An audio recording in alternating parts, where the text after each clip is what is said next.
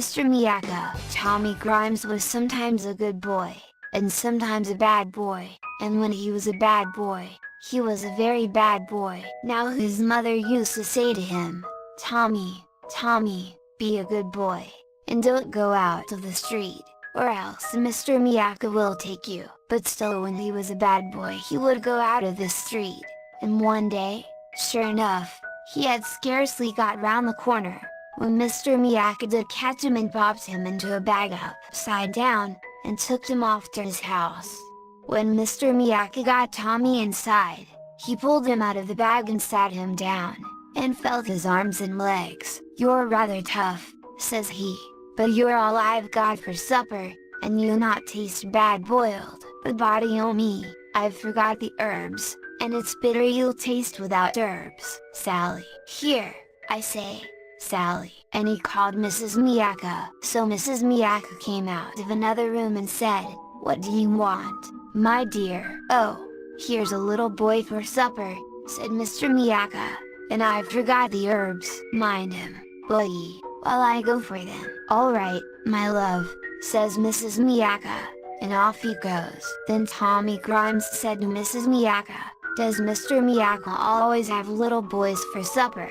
"Mostly, my dear," said Mrs. Miacca, "if little boys are bait enough, and get in his way." "And don't you have anything else but boy meat?" "No pudding?" asked Tommy. "Ah, I loved pudding," says Mrs. Miacca, "but it's not often the likes of me gets pudding." "Why, my mother is making a pudding this very day," said Tommy Grimes, "and I am sure she'd give you some, if I ask her.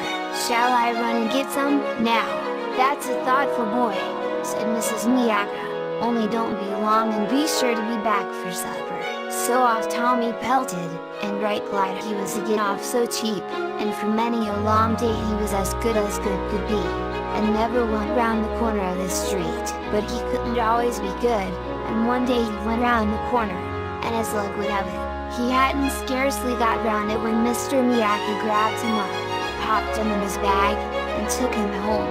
When he got him there, Mr. Miacca dropped him out, and when he saw him, he said, "Ah, you're the youngster that served me and my missus such a shabby trick, leaving us without any supper.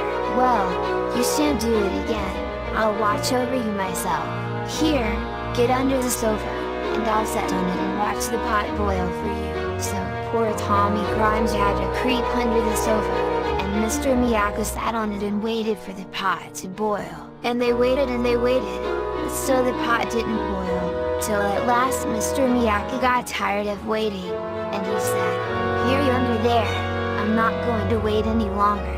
Put out your leg, and I'll stop your giving us a slip." So Tommy put out a leg, and Mr. Miacca got a chopper, and chopped it off, and pops it in the pot. Suddenly he calls out, "Sally, my dear, Sally," and nobody answered. So he went into the next room to look out for Mrs. Miacca, and while he was there, Tommy crept out from under the sofa and ran out of the door, for it was a leg of the sofa that he had put out. So Tommy Grimes ran home, and he never went round the corner again till he was old enough to go it alone.